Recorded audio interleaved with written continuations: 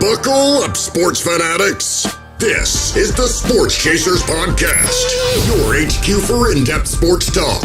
Join host Kevin L. Warren and crew as they dissect the hottest stories, ignite debates, and bring you closer to the action. From locker room whispers to expert takes, we cover it all. It's game time, so strap in and grab a drink. The Sports Chasers Podcast starts right now. Hey, good evening. Happy Monday to everybody out there in streaming land. This is the Sports Chasers, man. We're live and direct here tonight on a Monday night. Before we get into anything, make sure you like, click, and subscribe to our YouTube channel. Make sure you hit the bells for all the notifications. And those that are listening on the podcasting side, y'all do what? Y'all give us that 1, 2, 3, 4, what? 5-star review, 5-star review. Love us or hate us. Let us know how we've been doing. And boy, with this college football talk, yeah, absolutely have been getting some jabs in and, telling DA, I told you about Alabama, but Alabama still got in. But y'all know what the focal point of what it's been all morning. And I wish I had the theme music set up for the wonderful Notre Dame Fighting Irish. But we'll get to them. We'll get to them in a little bit. People are disappointed. They're fans and they're disappointed that they didn't get a chance to get in. But I just think college football, they have created this mockery of it, in my opinion, of, it's not, it's not academic. It's not student athlete no more. This is the pros. This is the pros and the pros, they get paid to play. So D-Dubs, good evening, sir. How are you? What up? Yo, YouTube, what's up? Twitch, what's up? Facebook, what's up? Yo, yes. We appreciate you all. Yo, man, organized chaos, dog. This is what this is. Organized chaos. NCAA. I don't even know if I'm going to go that crazy about it, man, because this is what they like, man. This is between the production yesterday. This is what they like, man. We get up the next day, and this is what we're talking about, right? We're talking about should Notre Dame be in. We're talking about should Miami be in. We're talking about if Alabama should be in. I think I heard a lot of arguments today, and you know what? I'm tired, man. I'm tired. Everybody's pretty much saying the same. Everybody, you could make a point for anything that you want from any school. You want to include everybody? You understand what I'm saying? The whole inclusion. Let's just be real. Tulane and JMU, good teams, respectfully, but they don't belong here. Oh no! What about the little guy? You can't do that. Listen, it's always something else for the little guy. You don't belong here. That's all I'm saying. Yeah, there's always there's always a David and Goliath. Yeah, there is. That's a good argument. That's a good sports story, and that's a very good. Yeah, we love it. Yeah. David took that little slingshot and a little rock. Yeah. And slew Goliath to all my Bible readers out there. Shout out to our chaplain. She's on Finance Warren. Shout out to our chaplain for the Sports Chasers. But there's levels to this thing. Yes. There's levels to it. Sorry, Tulane, shout out to y'all. Y'all play excellent. I'm just saying, if you go with my sports how you say analogy.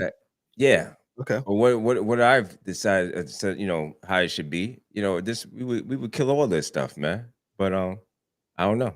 I go ahead. Tell them your story. Well, again, I mean, we're gonna take the best college teams. What's that? The Power 25, the Power 5, Power 5. Then you got the mid majors. We gonna have to, just get the best of the best teams and put them all in the pot or in in the conference and let these guys rotate and play each other and just have a real playoff system. And UDA mentioned how there should be some kind of relegation. Yeah, in and out. If you the mid-major teams, they have an opportunity if they're playing well to move up, and if to move in within and play. And if they're not good enough, I haven't thought of all the logistics of it. If they're not playing well enough, they have to bounce out. Yeah. It's just what it is. Just what it is. I understand. Now Notre Dame, they like, yo, we play for championships. Oh, really? Yeah. I don't know what you play for because you don't play in a conference. You don't play in a conference. Excuse me. So then, I mean, had you played in a conference, then your 10-game winning streak might have influenced, and you would have knocked off or won a conference championship. It might have carried more weight. I don't know how true this is, but I was, your 10-game winning streak didn't carry enough weight. I don't know. I was reading through X. I don't know how true this is. How they said they might withdraw all their teams, the rest of their non-football athletes from the ACC. I had to do some more research on that. And I say, man, who's that? Notre Dame, because the rest of theirs, they're right. They are in the ACC. Everybody, that's one of them. But let's let this cook for a little bit. Let me just go through from Selection Sunday. So and this is from Yahoo Sports. Excuse me, this is from ESPN. Yes, I got a wow. Yeah, I'm breaking news. Breaking news. Guy. He went to ESPN. Go ahead. Can't believe it. I did. I went to ESPN. Yo, breaking news. Look at there. You go. Went to ESPN. Jesus. Yeah. I went there for those that have been watching the show. Y'all know that how we feel about ESPN sometimes. But nonetheless, I'm gonna give the credit to the credit's due from author Heather Dinich, and she said this on yesterday. The 2025 college football playoff has been finalized under the expanded 12-team format, and this is what you got. The top 4 seeds you got earning first-round buys. You got Indiana. They were 13-0. Ohio State. They 12-1. They lost in the conference championship game against Indiana. Shout out to Indiana. What I told you about them. Yeah. Georgia Bulldogs at 12-1 as they demolished Alabama at their SEC championship game. Texas Tech, the Raiders, 12-1. They beat down on BYU. Defense stout. Yeah, so we'll go to that. And then the number 5 seed, you got the Oregon Ducks, Ole Miss Rebels, Texas A&M Aggies, Oklahoma Sooners, those Alabama Crimson Tides that I just talked about, Miami Hurricanes. There's a little worry about that.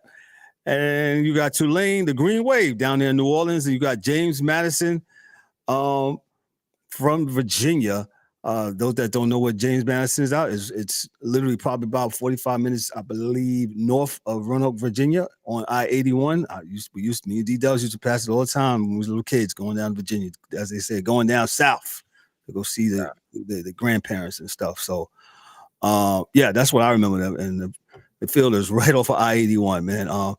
So your first round matchups, what we got here? Tulane and Ole Miss, Miami and Texas A&M, James Madison and Oregon, and Alabama and Oklahoma. I expect Tulane and James Madison to get smoked. This is not going to be very good football, and I'm not saying this from a standpoint that no, this is not going to be very good TV. So we remember the TCU punishment a couple years ago, right? Yep. That was not good TV, and Georgia just beat. They just continue beat the brakes off them, right? So we saw that, and right. So now the NCAA has did what? The football side has did what? They have made this 12, and I believe they're trying to go to 16. I'm like, why?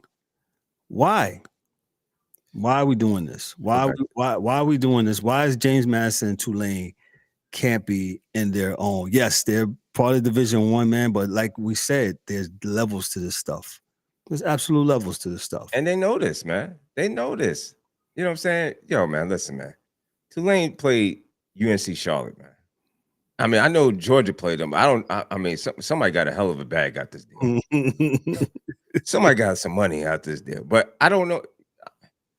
Yo, Tulane is, like I said, for what they're for where they're at and what they in, they're good for that.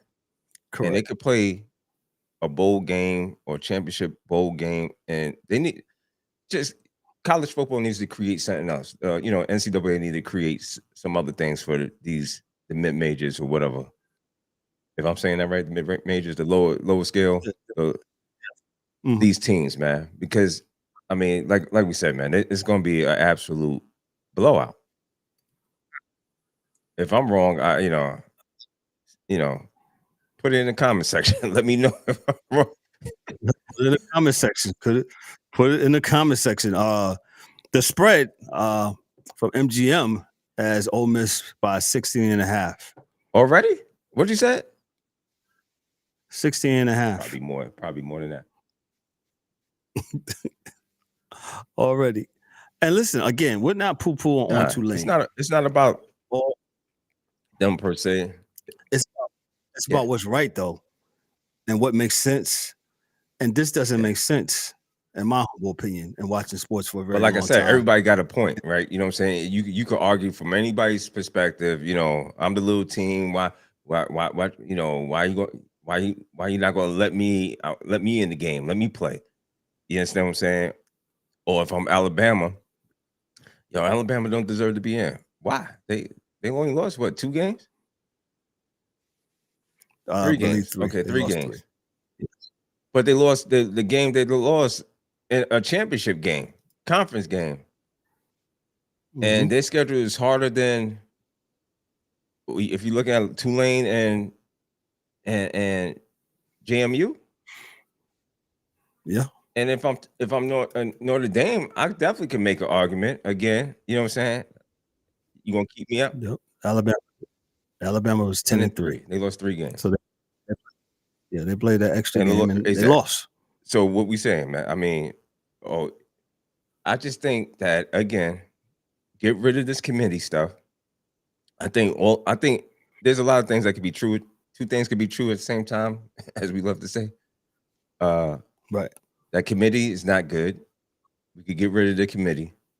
Go back to, we keep on screaming and shouting this. Go back to a little bit of computers, a little bit of the human element, 80-20, and rock on from there. And that way we could get, we should get what, basically a pure product. I mean, yeah, I definitely agree, man.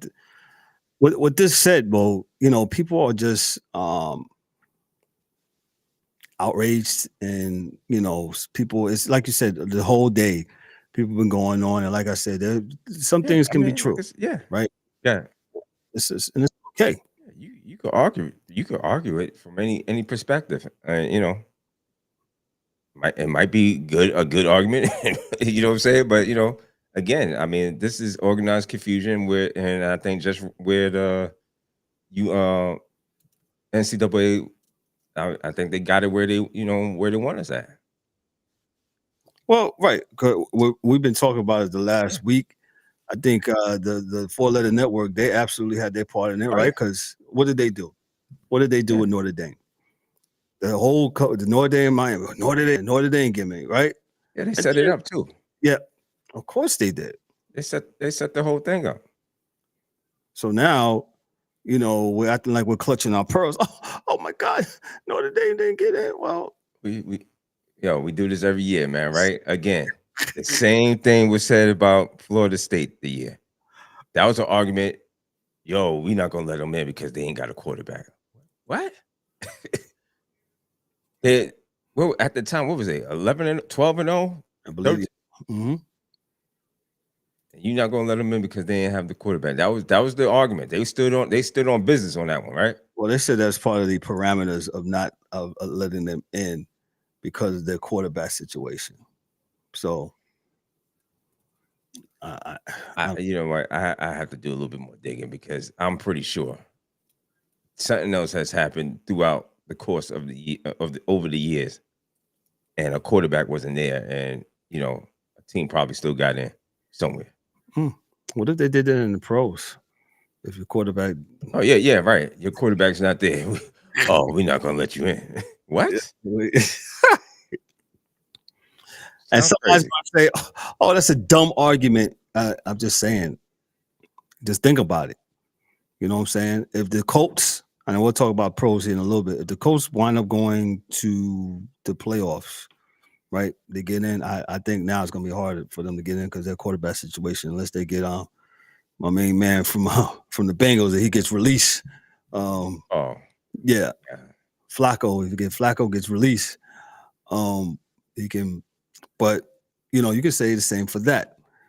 But I'll just tell you this: they would say, "Oh, the committee has a hard job." No, they don't.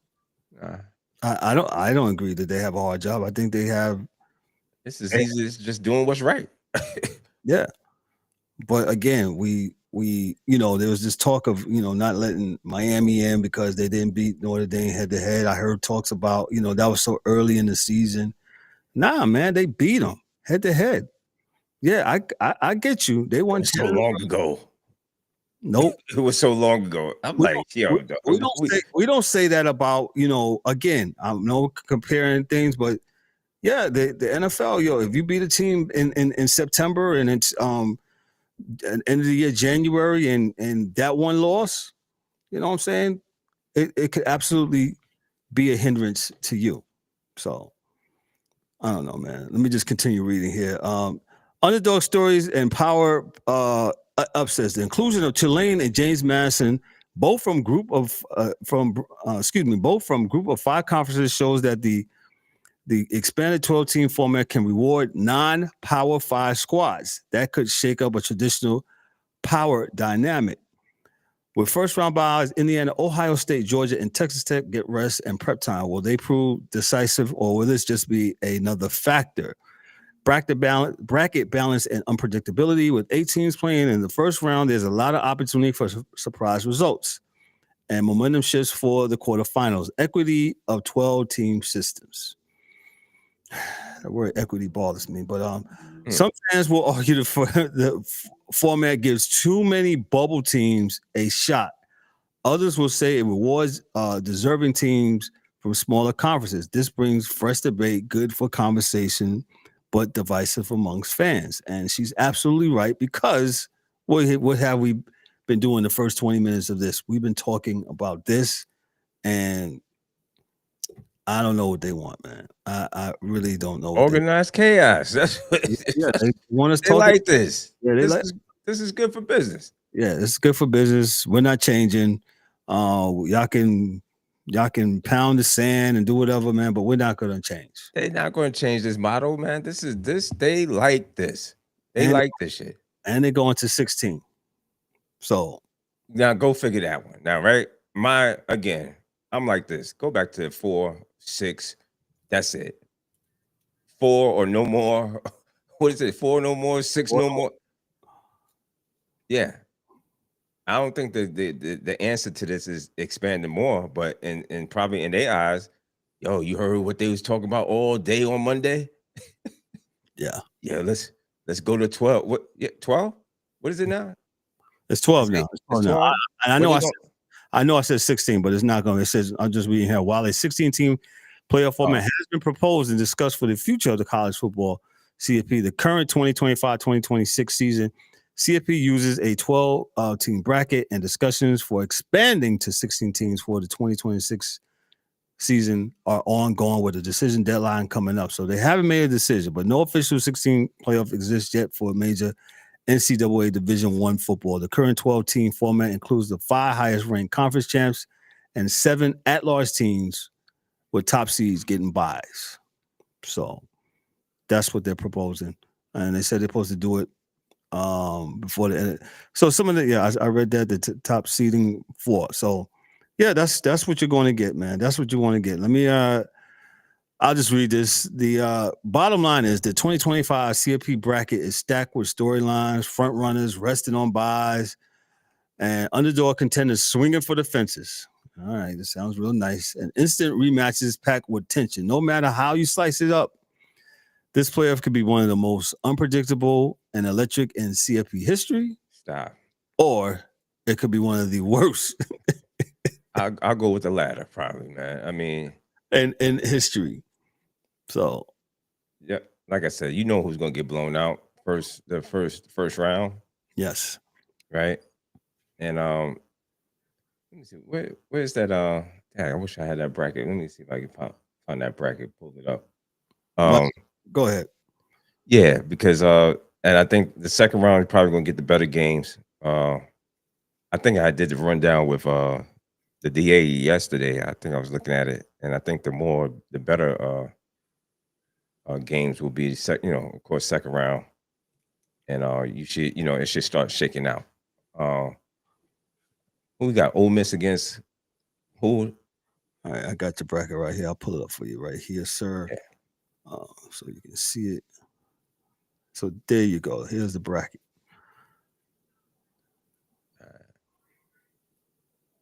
So if you can see it right there, let me go to my page. So you got Texas Tech.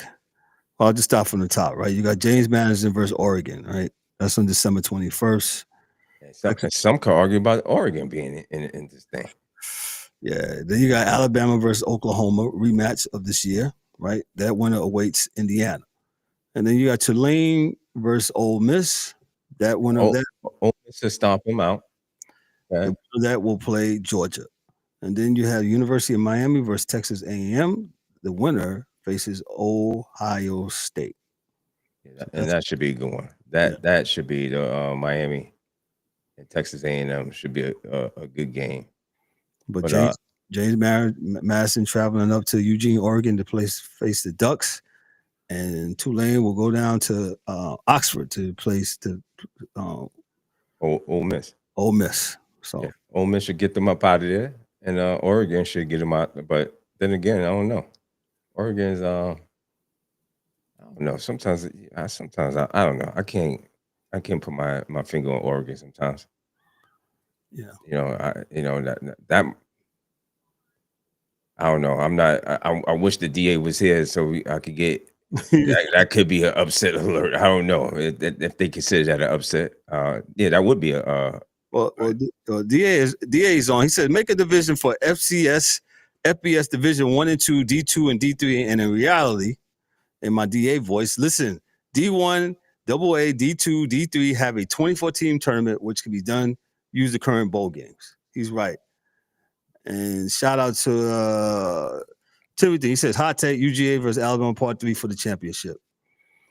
All right, Timothy. I appreciate you chiming in, bro. Thank you so much. Some would argue. Alabama can't play like how they did last week. This past weekend either, Timothy. So I got you on that, man. So appreciate you chiming in, man. Thank you. I wish the DA was on too, but man, I don't know, man. Let me just get to my other news here. Chases Nation, every once in a while, college football gives us a decision that doesn't just spark debate. It shakes the entire foundation of what we think the playoff process represents. Today's story out of South Bend isn't just about a team left out. It's about an emotional cost, when the system fails the standard it claims to uphold. And this is from Yahoo Sports, from Ross Dillinger. And we'll just say this, man. Let's dive into what Notre Dame is calling one of the most devastating snubs in college football playoff history, and why this moment might redefine everything we know about the playoff committee's process. Notre Dame players and coaches were reportedly despondent and shocked and overwhelmed with sadness after being left out of the CFP. The article describes the Notre Dame locker room as silent, with players visibly stunned by the committee's final decision. Resume versus committee logic. Notre Dame entered Selection Sunday with a top-tier resume, but the committee ranked them just outside playoff contention. This snub raises ongoing questions about how the CFP weighs strength of schedule, losses, conferences, championships, and the infamous eye test, which word I can't stand. Eye test. And the eye test should not be the only thing that you rate a team on, or whatever they do in that room, whatever room they in. I think it should be a little bit of everything, to be honest, right? Resume, eye test, all that stuff. Yeah, fact. So some historical context. This may be one of the most dramatic playoff exclusions in the modern CFP era. Yeah, it could be. Notre Dame officials reportedly said they believe they had done enough on their resume to get in. Right. Impact on the program. Notre Dame coaches and administrators were blindsided and frustrated. The decision may affect future scheduling, playoff lobbying, and Notre Dame's independence model. National reaction. Analysts, fans, and players across the country reacted strongly, calling the decision confusing, a setback for competitive integrity, a wake-up call for playoff reform. Man, talk about having the having your protest sign up and that's what it sounds like. Yeah, on the line. Listen, as we said earlier, right? We said earlier, Notre Dame, part of this is your fault. This is your fault. You guys want to remain independent and still get all the benefits of not being in a conference, right? If you was in a conference, right, with your record, you would have faced Virginia in the ACC championship game in Charlotte at Bank of America Stadium, right there on Mint Street, and you guys probably would have beat Virginia, I hope, right? Yeah. You would have played the schedule probably with ACC more, even though the ACC is down this year, right? Then there's no argument. There's no argument. Yeah. I believe the committee, and a lot of people have said this today, believe the committee is, and I agree with them, they are saying that, this is kind of like a subtle jab to them. Like, get your butt in a conference.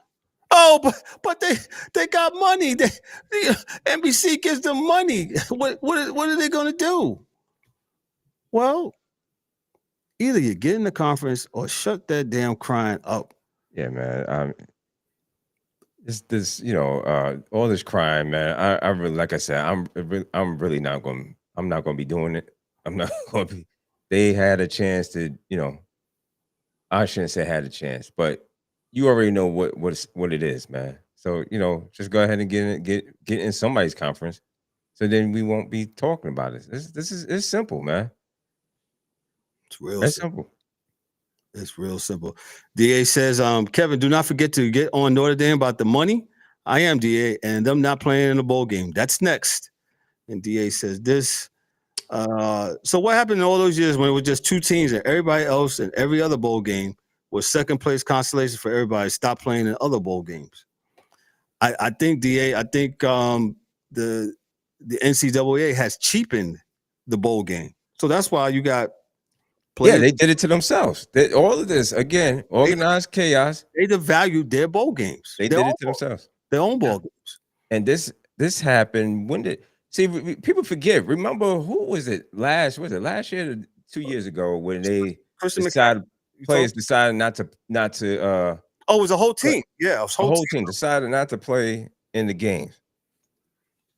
Yeah. So okay, so this is what it is now. So I guess now you might as well just take away all the bowl games because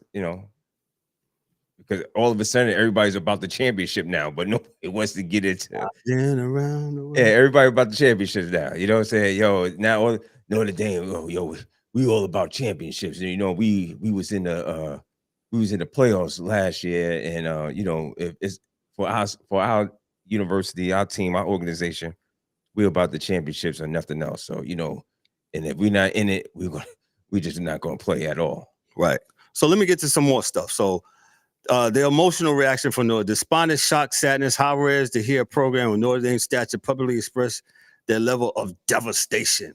What does it say about how blindsided they were? Was it really blindsided? Really? I don't think so. I think that's a little bit of dramatic. Yeah, that's dramatic. And it's not my dramatics. I'm just getting it from the article. Yeah, it's I think article dramatics, man. Yeah, the committee get it wrong. Compare Notre Dame's resume to the team that earned the final spot. Who got the final spot? Was it Tulane, I think? Tulane or JMU? I'm not sure, but either one. Again, I'll pull up Notre Dame schedule. Yes, it's going to be better than Tulane or James Madison, but the eye test versus resume debate. Perfect time to break down resume argument, win, strength of schedule, and rank victories. Eye test argument, committee's preference, conference title. That right there, the eye test, committee's preference. It's subjective. There's nothing, as DAO says, there's quantitative or qualitative that puts you into a space of making the right, the right decision, right? We all know in the NFL playoffs, right? There's how many teams make the playoffs? 6, right? And there's a certain level, whoever has this record, they will either be part of the 6 or they'll be on the outside looking in. If you look at the Chiefs, we'll talk about them in a few minutes. They're on the outside looking in. So for all those Chief Kingdom fans, but the eye test, it's whack. The playoff system concerns it. The Notre Dame fallout adds fuel to its long-standing concerns about what? Transparency, bias. Yes, they are biased against you, Notre Dame. Get in a conference. Simple. Yes. This is pretty much the committee members and some of the NCAA are throwing the middle finger up at y'all. If you disagree, put it in the comment section. Yeah. And look, independence versus conference affiliation. Yo, those days are over. You need to get with a conference.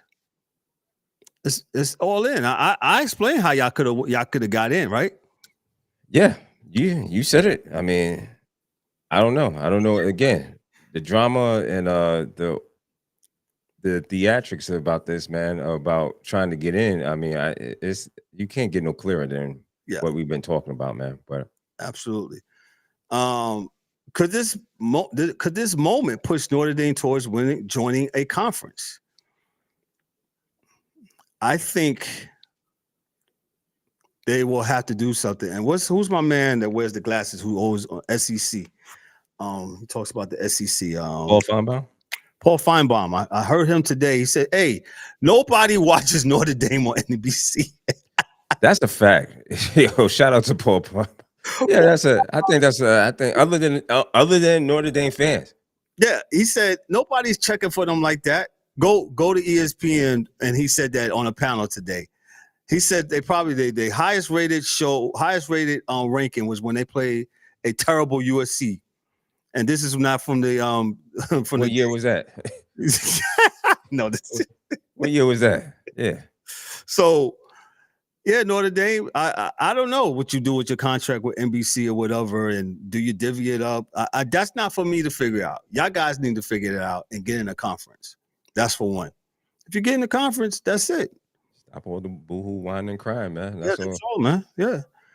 The fan and the media. National voices calling for the decision, confusing and counterintuitive. Great moments for you to pull on. Did the committee get it right? I think the committee, in my opinion, this is my opinion. I think the committee pretty much this was a jab at Notre Dame. Oh, your resume is awesome. You lost to Miami head to head, right? Now, would Notre Dame have the same energy if it was reversed and they beat Miami? Yeah. Silence is deadly, right? No, they would not have that same energy. I'm just saying, dog, right? That you're 100%. Yo, I'm not to cut you. Yeah. But I think for this go around, the committee got it right. I mean, yeah, they beat them head to head. I just don't understand how we pick and choose what we use when we want to use it. We'll use head to head for certain things, and then now all of a sudden this one we want to go by how many games Notre Dame won consecutively. Yeah, I mean, I could win a whole lot of games consecutively if I hit that sweet spot of the schedule of not playing anybody. Yeah.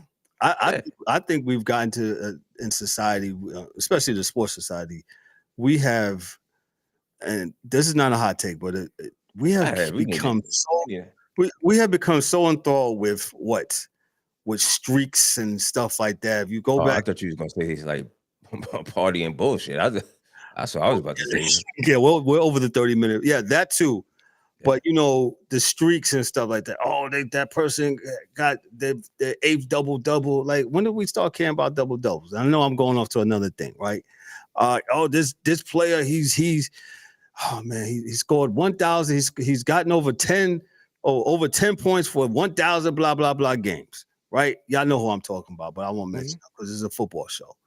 I just think we have gotten enthralled with too many statistics when it comes, instead of just what's right. No, we want to use it for when we want to use it to put said person in, or whatever the case is. Right. And I mean, yes, that's part of arguing or debating, but at the same time, I'm like, it's the eye test, man. I mean, you can't get past that, man. I mean, the eye test is going to be there along with everything in totality. So let me move on to the next one here, and this is from CBS Sports, from James Parks, and he wrote this on today. Notre Dame Fighting Irish, they declined a participation in any bowl game for the 2025 season after being left out of the college football playoff despite a 10-2 record. The decision signals a growing playoff or bust mentality among elite programs, according to a college football executive. It may amount to a de facto death knell for the traditional bowl system. Hold on, can you stop right there? If you're so elite, get in the SEC. So you're asking them to go way and above. I just want them to get into the ACC. Yo, if you're so elite. You say SEC. Yo, brother, if you use the word elite. If you're so elite, get in the SEC. And we saying the SEC is elite. When I think of elite, I think of SEC. If you're telling me that you're elite, if you feel like your program is like that for football, we're not talking about no other sport. We're talking about football. Every other sport is different in their own way. But if you telling me this man used the word elite, or woman, whoever wrote this article, used the word elite, then Notre Dame, if you're that elite, I mean, help it make it make sense to me. I'm a real rational person. I'm just saying, I like to make it easy, man. It's easy.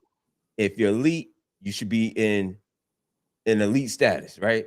If you like what's these brands? If you like Versace, you like all these well-to-do brands, you like the high quality restaurants, you need to be, you need to act the part.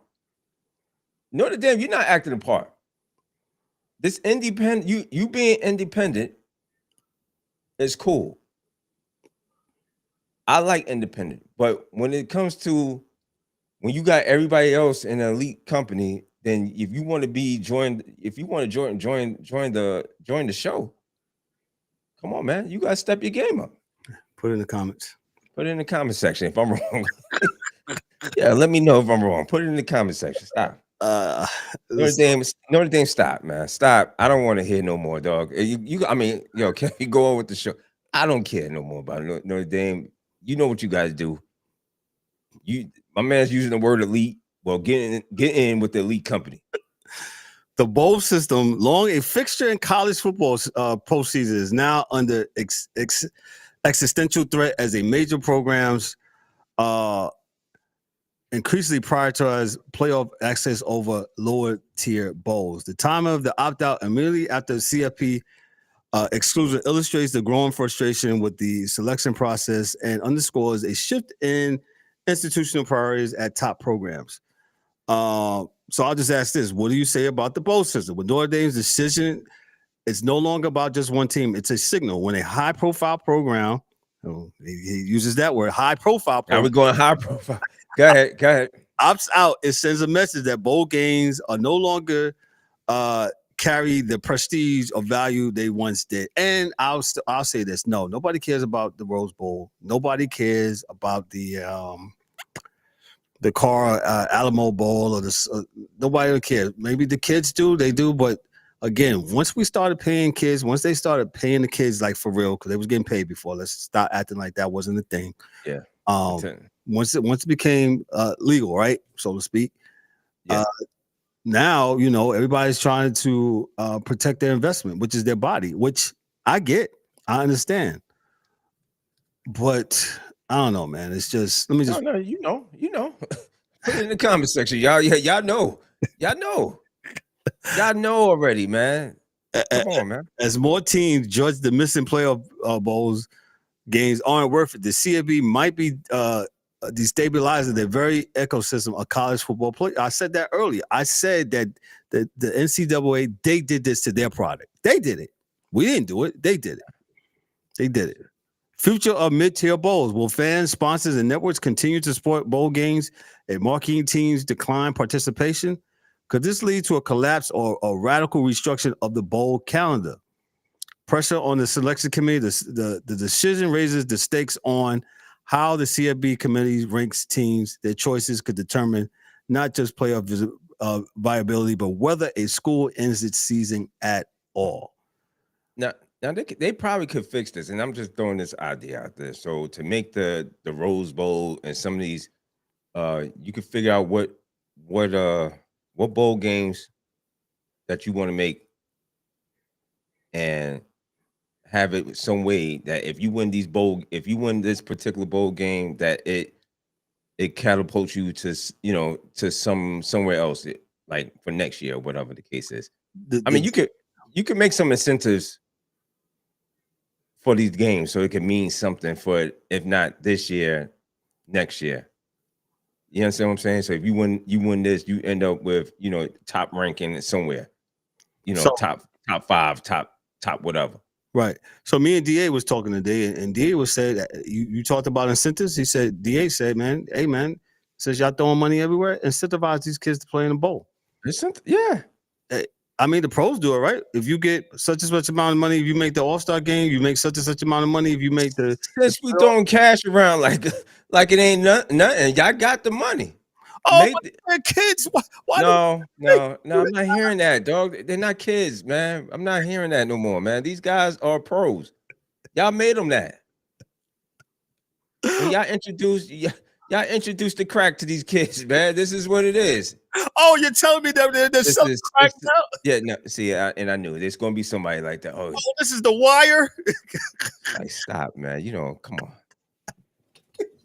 Yeah, come on.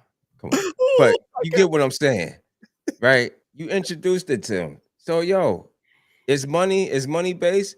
And pay the kids if they make it and they win the bowl, they get this amount of money. Incentivize them, yeah.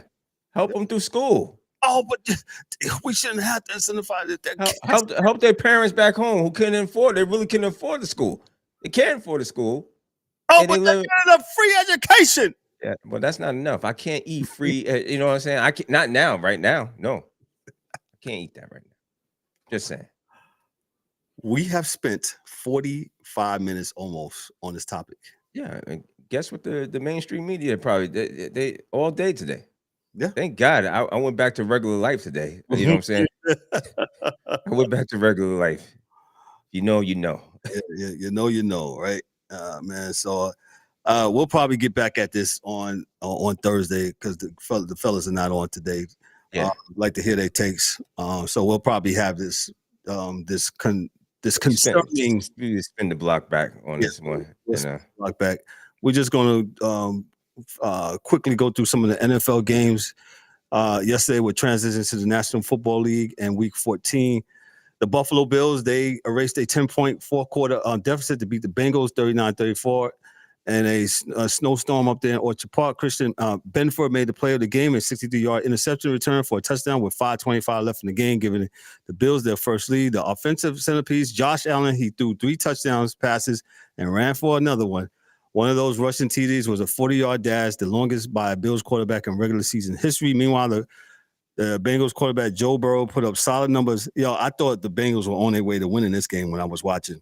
Yeah, they really looked strong, especially in the snow. I mean, it was coming down pretty heavy at I think one point. And I was surprised the amount of points that was being put up there. I mean, as I was watching Red Zone and as they would circle around, I'm like, whoa, wait a minute, what? All these points in the snow, but they was putting it up there. Yeah, they was throwing it, definitely throwing the ball up in the air, man. And shout out to the Buffalo Bills. They played a good game. Josh, what can you say? Josh Allen.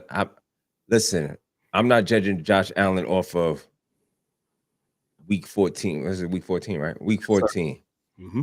I'm judging him playoff time. He got it. Oh, but you just told me that we shouldn't be judging people's winnings and losses earlier. What are you doing? No. You're gonna hear the argument. Yeah, I know. You just told me that Miami beating Notre Dame meant something 10 weeks ago. Yeah, for different circumstances. I just need you to stop. Just take a deep breath. Different circumstances. We're talking about the pros. This is totally different. And for Josh Allen, who has been in the playoffs and has been pretty successful getting regular season and going to the playoffs, and he hasn't gotten past over the hump. And this possibly might be the year because everybody else is not.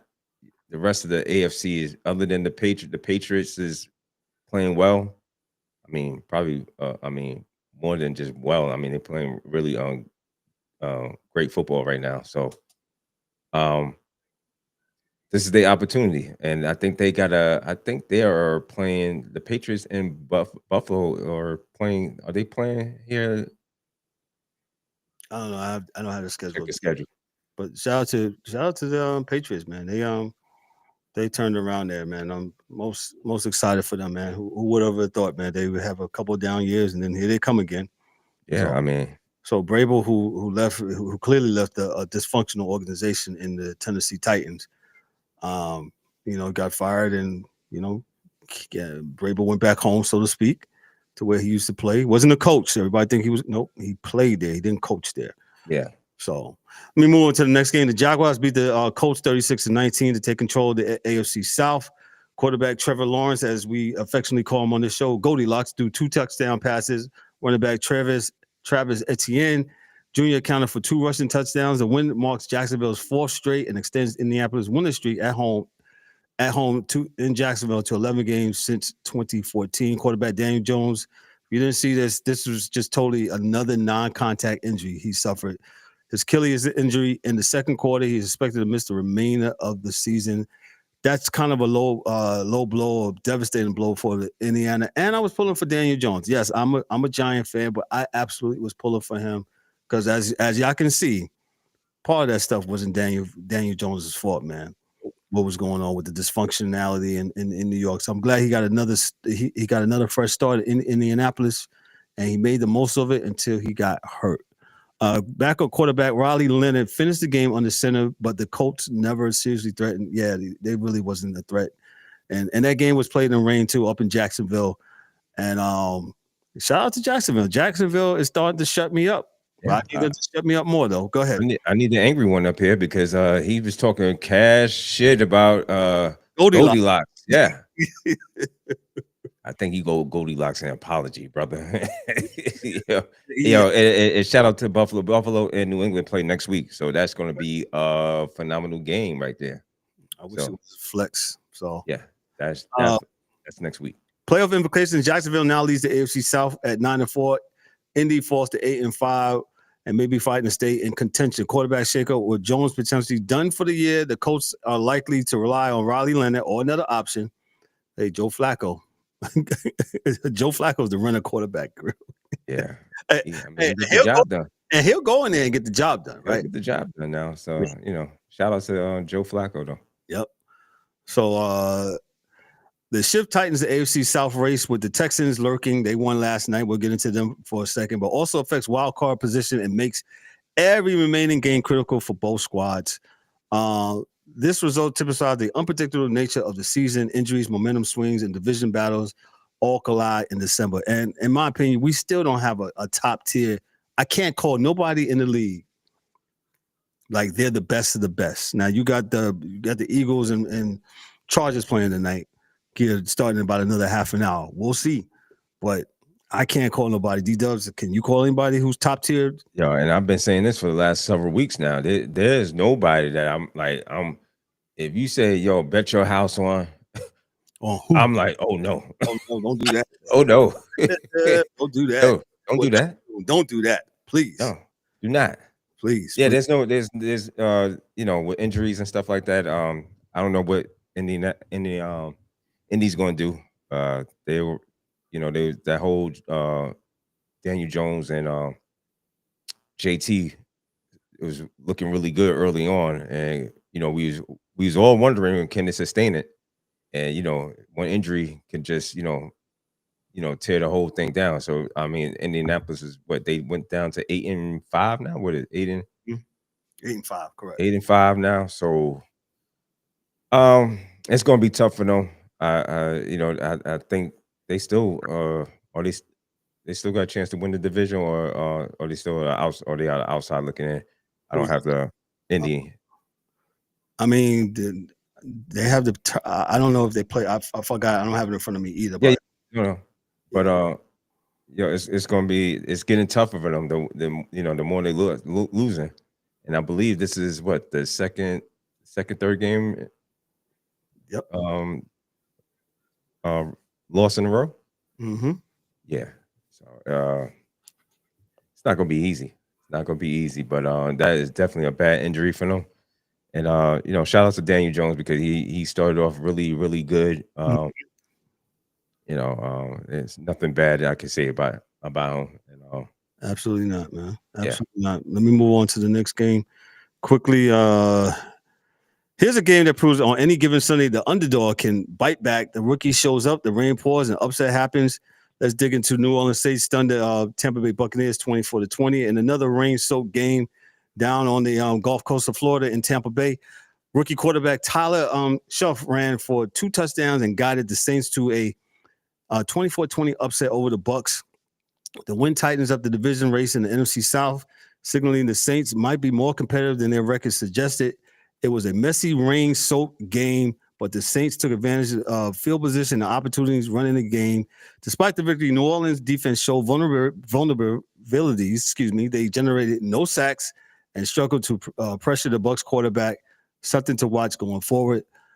What is it? So I like I said, I was watching this game on the red zone as well, and I was like, man, Tampa Bay, they look really good early in the year, and they're 7-6 now. And lo and behold, man, the Carolina Panthers, man. Hey, shout out to the Queen City, to all my people who's in Carolina, man. Carolina Panthers, man, could absolutely win this division, man. They could win this. Yeah, they are on the bubble. Oh, and going back to, I'm sorry, the Colts is on the bubble as well. So, with the Texans winning last night, pushes 17. So it pushes Texas in that wild card spot. Yeah. Tampa Bay, man. I think they took the Saints for granted. You ain't got no business losing to that. I don't care how many people you got out. I mean, New Orleans is a bad team. Yeah, I get it. They had some key pieces out. They still got some, Evans is out. But you got to beat this team, man. You're in contention for the playoffs to grab the division. You got to beat New Orleans. But shout out to New Orleans for them being resilient and showing up and making the plays when it mattered most. So. And this thing is so crazy because week to week, these weeks coming out, how many we got? We down to the three more games. Week 14. Week 18, week 17. Yeah. So, right. And just to tell you that, like, a loss can really, like a Chargers loss tonight could throw them out of whack, if I'm not mistaken. They are 8-4 right now, so they lose. I want the Chargers to go back to San Diego. I'm sorry. It's just okay. Yeah, man. Yeah. Well, maybe not. Maybe, I don't know, because the Colts would be 8-5. They will be 8-5. So Texans would be 8-5. So it just depends on who to beat. But just to look at, like, for instance, Chicago riding high. They was number one. Mm-hmm. And that L from against the Packers dropped them back to 7. We'll talk about that game. Yeah, go ahead. That's an instant classic game yesterday, man. The game was really good. Yes. Let me go to this next game. The last game drama, controversial calls. A statement one. This is one a perfect lens into how things and how thin the margin is in the AFC North right now. The Pittsburgh Steelers edged the Baltimore Ravens 27-22, giving the Steelers sole possession in first place in the AFC North. Aaron Rodgers, playing with a soft cast on his fractured wrist, delivered 284 passing yards and two total touchdowns, 1 passing, 1 rushing, anchoring the Steelers' comeback. DK Metcalf had a breakout day, with 7 receptions for 148 yards, turning his best game of the season and giving the Steelers a major receiving threat, which they really haven't had all year. On Baltimore side, Lamar Jackson counted for 2 total touchdowns that helped keep the Ravens within reach, but late miscues and a key sack sealed their fate. I think Lamar Jackson still got this thing in his head of this running thing. It looked like it every time. Every time you look at him, like this that guy. You looked at that sack, man. Like, man, wish he just would have ran. But and this has been 3 years now. This has been 3 years that 12 game with Kansas City, I believe, right? Yeah.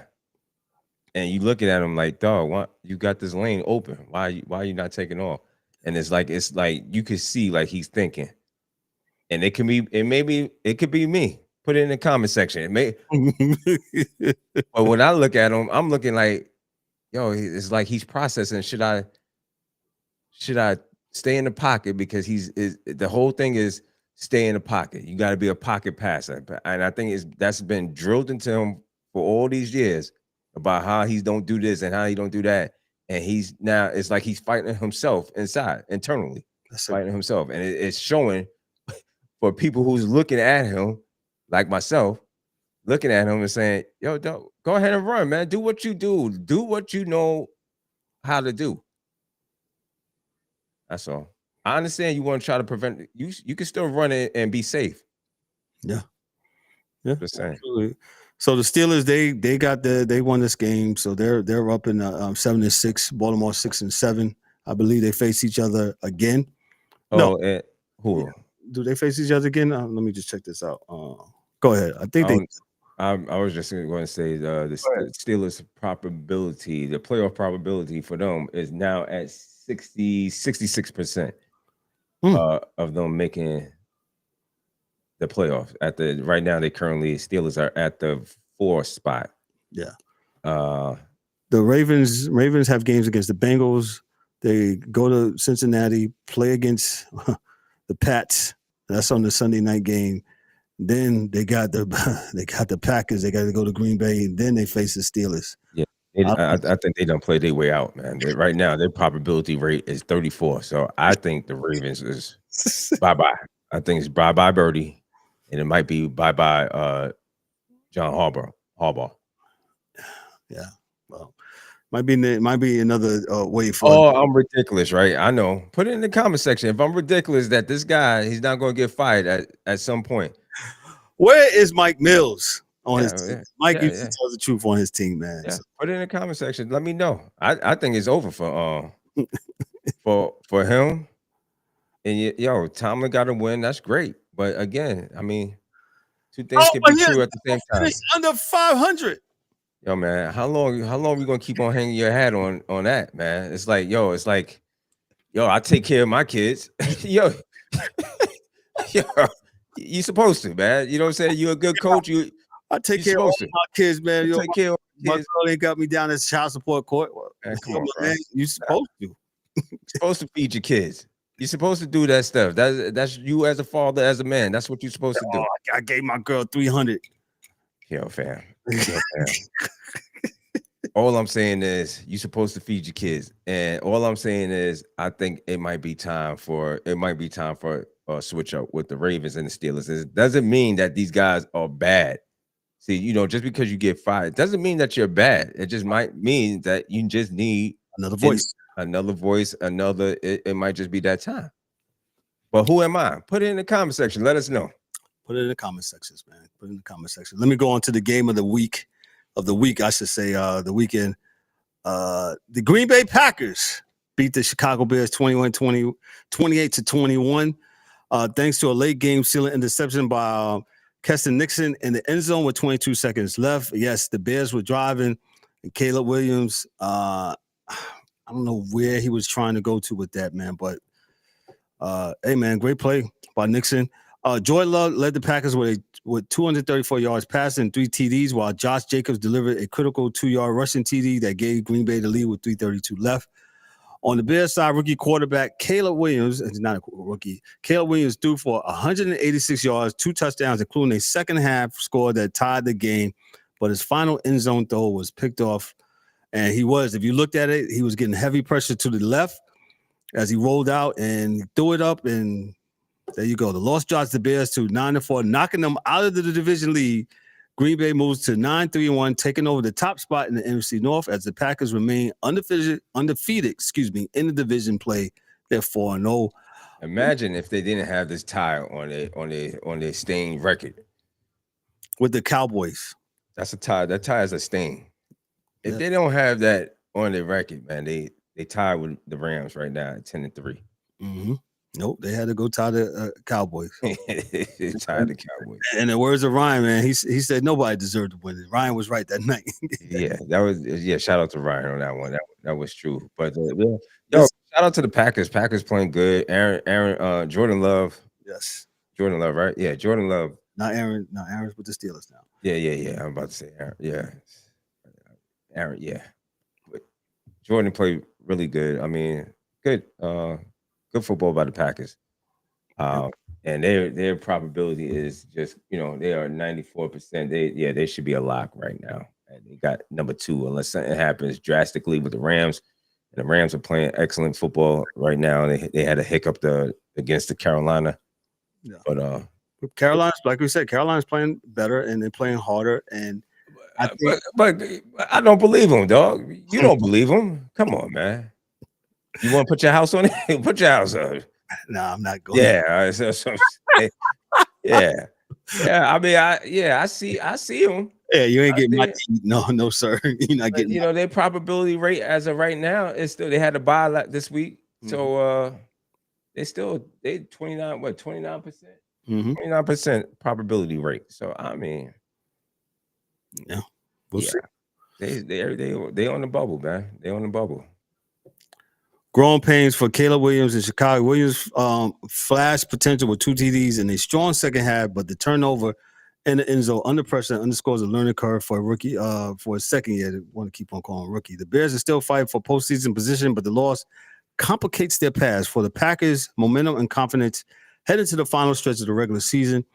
With 2 teams scheduled to meet again, and now the NFL has gotten this right about the scheduling teams, rivalries down the stretch. But the 2 teams scheduled to meet again soon. The game sets up high-stakes rematch with Chicago adjust under pressure.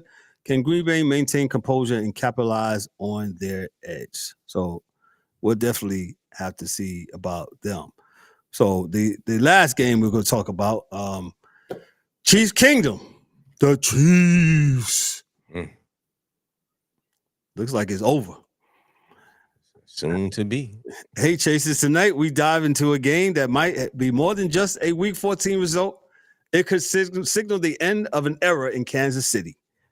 Let's break down what happened to when the Houston Texans stunned the Kansas City Chiefs 20-10 on Sunday Night Football.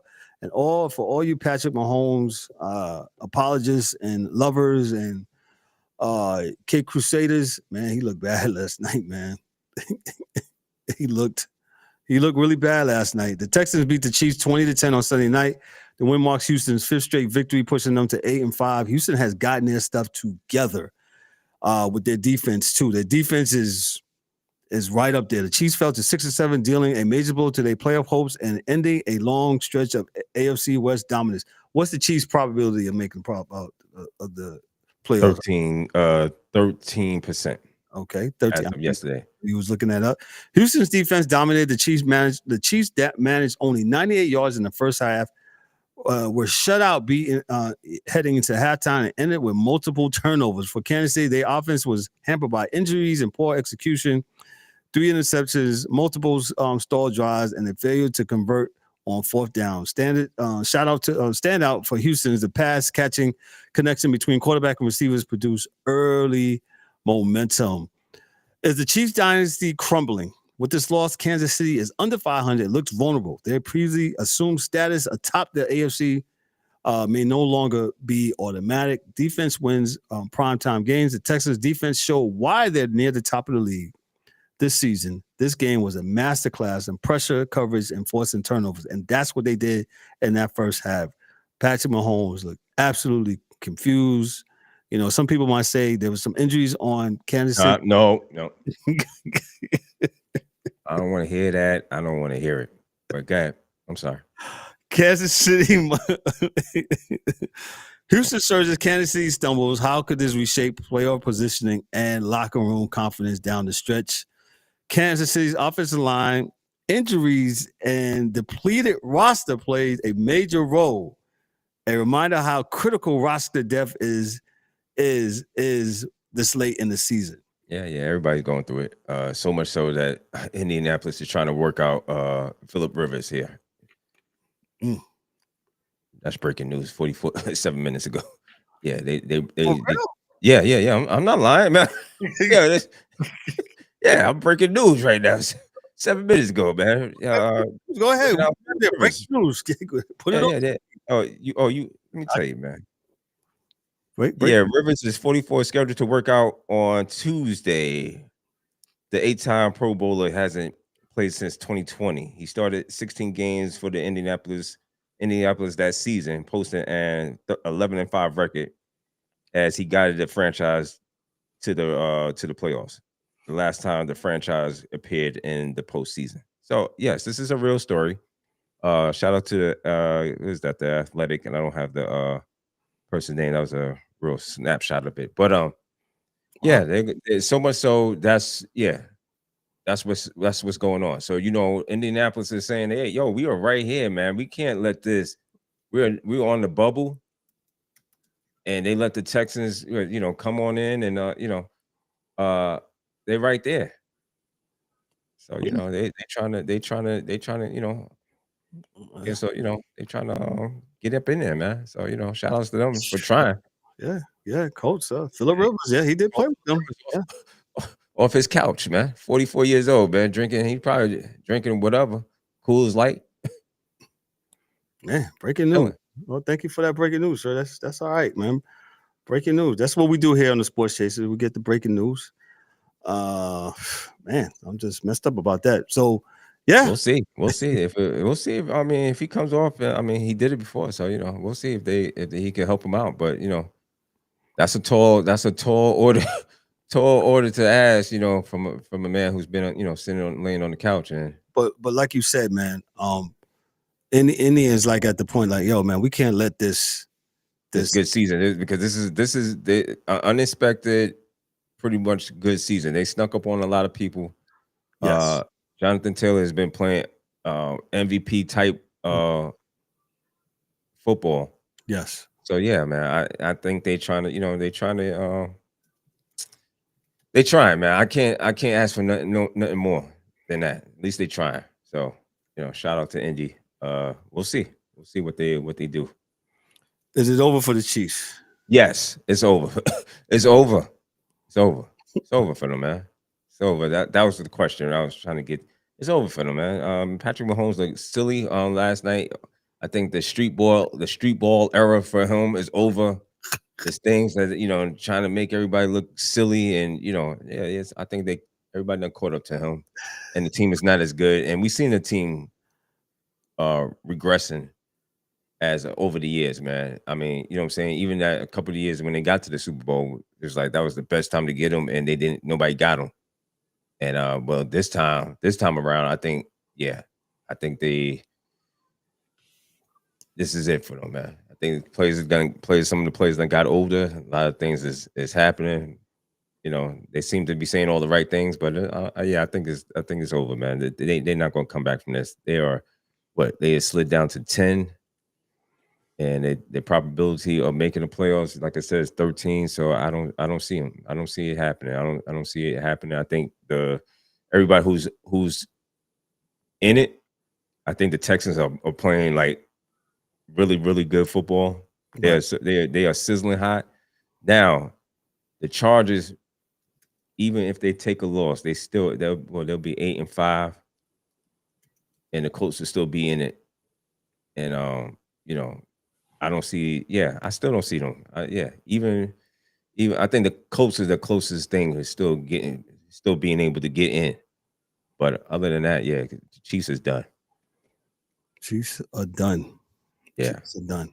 But can I tell you something before we get out of here? Yeah, go ahead. I want to tell you how I won on a Sunday without even playing. Okay. The Giants moved to number 1. Giants moved into number 1. Giants got the number 1 pick. Yes. They took my advice. Yeah, with New Orleans losing, New Orleans winning. Shout out to New Orleans. Yes, shout out to New Orleans. Shout out to the Titans. I know. Shout out to them too. Yeah, they won. They beat Cleveland. Thank you guys. They I call it the Rookie Bowl. Cam Ward and Shador. I ain't really got it. Yo, man.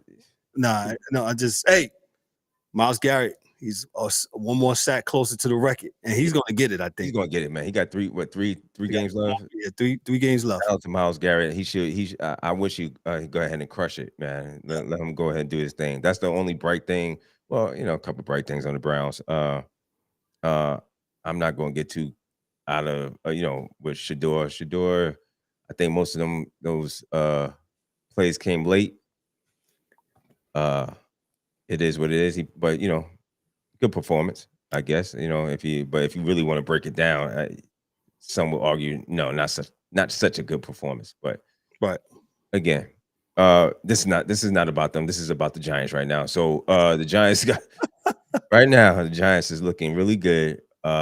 Keep losing, man. I don't need you to go out here to beat the Raiders. Just go down here. As a matter of fact, I don't even want Jackson Dart to play. I want him to get ready for next year. Shout out to Jameis Winston being on Fox yesterday. He was phenomenal. Jameis, he got a gig in broadcasting, man. Yes. The dude is phenomenal. He had like a little prayer before. I missed it, but yeah, Jameis is Jameis, man. You I don't know how anybody can hate on him, man. You can't hate on the dude, man, because the guy is such the energy is so good, full of energy. He's goofy, funny, goofy in a good way. In a good way, yeah. And positive energy. And he was just phenomenal on Fox yesterday. Yes, so when Jameis hangs it up, he absolutely has a career in broadcasting. And I think he's going to be entertaining like he is. Yeah. I think it's going to be funny. And I think he's going to tell the truth because I think they asked him about Jackson Dart and Russell Wilson. He just gave his honest opinion. He says Jackson, man, he's going to go out there and play hard. He says, how can I not get value from being with Russell Wilson, who's a Super Bowl winner? And that's absolutely correct. What Russell has done, he's not a shell of himself from those teams in Seattle. Yeah, he's not. No, who is though? Nobody's that person, and he was that at that time. So Russell is Russell. Shout out to him. He's made his mark in the game. So no, is he the same? No, but nobody is. It's okay. You know what I'm saying? But he tried, and it was just time for the young guys to get in there. So I think, well, getting back to the Giants, because this is about the Giants. The Giants don't go and mess around and beat the Raiders, and it's unnecessary. Just go ahead. Like I said, let's just sit Jackson Dart, sit everybody else down too. And go ahead and let's get this number 1 pick. And we don't really need nobody, but what we do need is somebody else's stuff in first rounds. Let's trade back. Real quick. I know we haven't been. We got a few minutes. I know we haven't really talked about the Giants and the fact. I know this is a Giants focused show. What are your thoughts about Abdul Carter or what's going on with him? You know what? We need a coach. We need a coach that knows how to coach. You understand what I'm saying? So once we get that, excuse me, guys. I don't know who dares FaceTime me when I'm on the show, man. You crazy. Yo, come on, man. Yeah, I got my notification off. Abdul Carter, man. He's right now. He's not looking good, but I'm not willing to throw the kid away. However, man, he's got to get his stuff together, man. Because this is not how you show that you're an elite player by some of the stuff some of the behaviors that you're illustrating. It's not what is that? The behavior. Behaviors, man. I'm telling you, pay attention to behaviors, man. The behaviors that he's illustrating is showing me something else, and it's throwing red flags up. I'm not willing to throw them away, but however, I'm going to look at you a little more carefully. Sideways, dog. You understand what I'm saying? So, with that being said, I think once we get a coach, and I think, man, everybody, I don't know if we need a good young coach. I think we need somebody, a no nonsense coach that's going to get in there and be like, yo, this is what I want, to gain his respect, to make him understand, like, yo, this is not going to be accepted. Apparently, this is being accepted under Dayball. A lot of stuff that he was. I don't understand how you can't get this specialized treatment if you're not playing great on the field. No. Has he recorded a sack this year? He recorded the one last week. He's recorded one. Ooh. One. So he got 1.5, I think.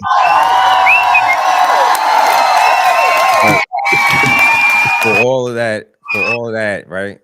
For all that hype, I'm expecting a little bit more. See, this is what happens, though. I'm expecting you, and you didn't show me that. So, young man, get yourself together, man. Get yourself together, and you'll be fine. But yeah, you're asking for 56 number, man. You ain't even, some y'all go, oh, but 56 was out doing cocaine and running women and all that stuff. But guess what? On Sunday? Hey, man, listen, I'm not mad at the person who comes to work and do their job. I don't care what you did the night before. But you came in and you did your job. I'm cool with you. People are not cool with you when you're not doing your job. Yes. And that's where the problem lies, right? When you're not performing and not doing your job, that becomes a problem. So, but real quick, the real question is, should Joe Shane still be around to make a pick for the New York Giants? Because his picks have been. No, I want to use the word horrendous. I don't want to, No, it hasn't been horrendous, man. But I just it hasn't been good though. I just thought they was gonna exit everybody out, and I understand the Giants need stability, but they haven't had stability in a long time, in a while. So, what are we doing here? What are we doing? So, but do you get rid of him and let somebody else pick? Because, like I said, but I understand the stability, but if you've been making some bad picks like me during the playoff, during this the NFL pick'em, are you gonna allow me to make picks, or are you gonna allow Dan to make the picks? I think you gotta let somebody else make the picks, man. Just saying, man. Yeah. All I know is, man, I don't need them to win no more. Let the Raiders go ahead and come in here and I'm not saying that y'all gotta do some point shaving, but what I'm saying is y'all don't need to win no games. So, and as it looks like the Chargers got a big run for what you call it. Before we go, do you have anything for That's What They Told Me segment? That's what they told me. This is gonna be off the cuff. Boxing last Saturday night. There was a Lamar Roach and Pitbull Ortiz. Isaac Ortiz was that? I think it's Isaac Esau Ortiz. Anyway, they fought, and they told me that the judges the judges, you shouldn't get. My man Roach got robbed again twice. He got robbed by Devontae Tank Davis, which should have been an L for him, for Tank Davis. And and Roach got robbed again on Saturday night, which I think, he got knocked down. He didn't get knocked out. He got knocked down. His glove touched the floor. Mm-hmm. And that was just in one round, and then after that, he pretty much controlled the fight after that, and there's got to be something done with boxing, man. Boxing is just these judges, man. It's just I don't know what they're looking at, man. I don't know. I wouldn't have called it a draw. They called it a draw. Not really what. This doesn't have really nothing to do with what they told me. This is what they told me, but I just keep on looking boxing like Sounds like a poll question. Who's worse out of the judges, the NCAA committee or boxing judges? Yeah, I mean, that's a good one. That's a good one, right? I just noticed that we can do poll questions right here on this thing, Restream. So I'll be doing some more of them with them. Yeah. But as far as in football, nah, they tell us a lot, but so far so good. Everything is pretty much is shaking out the way it's supposed to. These teams are bad. Some the teams that's already eliminated, they're bad teams, and the ones that's the Vikings. I don't know. Vikings. I don't even know how they still in the hunt, but I guess they are. Well, they beat the Bucs over Washington last night. So yeah, well, Washington got a lot of problems. I mean, quarterback went down, tight end went down. Yeah, they're in a world of hurt. So, and that was Jalen. Yeah, he went out with his elbow. So yeah, yeah, I think he re-injured it again because remember he hurt again, man. So. Yeah, but as far as that, man, not too much on the front. Steelers, good win for them. So 7-0 Chargers, 8:49 left in the first quarter, man. So listen, I didn't think we was gonna go this long with just the two of us, but we did. But that's what happens when you have good content and stuff to talk about. And we appreciate those that have been rocking with us, man. Those that's been on with us. Hey, look for bigger and better things in 2026. We're actually going to start to have a couple of live shows. So look for that. Look for some other things to come about, man. We are trying to move and shake, making some moves behind the scenes. I will tell you this, a couple of things. We're getting a new theme, music, and DA hates the little kids swinging the bat. He said he hates that. So DA, we're going to get you somebody else that can swing right-handed and oh God, Jesus. So I ain't got nothing else. D-Dubs, you got anything before we go? Nah, man. Everybody have a great week. And enjoy some of the sports. Go ahead and watch this Eagles game. Hopefully they'll take a L. Shout out to watch your sports, watch your basketball. NCAA basketball started. United football is winding down. Yeah, it's winding down. So basketball starting to heat up a little bit. The NBA's, D-Dub said, usually after Christmas, Christmas a couple weeks away. Look for that. That I was going to mention something, but we'll mention it Thursday when the NBA guys on here to mention the monumental game that said person had last night, man. But you played last night? I didn't even watch. Yeah, I'm good, man. Listen, on behalf of myself, I'm Kevin Warren. This is D-Dubs Warren. This is a Sports Chasers podcast. Y'all be good, be great, be blessed. Hey, we'll catch you on Thursday, man. Peace. That's a wrap for today's episode of the Sports Chasers podcast. Don't forget to subscribe on YouTube and your favorite podcast platforms and connect with us on all social media channels for exclusive content and updates. We'd also love for you to join the conversation, share your thoughts, and become part of the Sports Chasers community. And remember to tune in next time for some more real sports talk. Until then, stay frosty.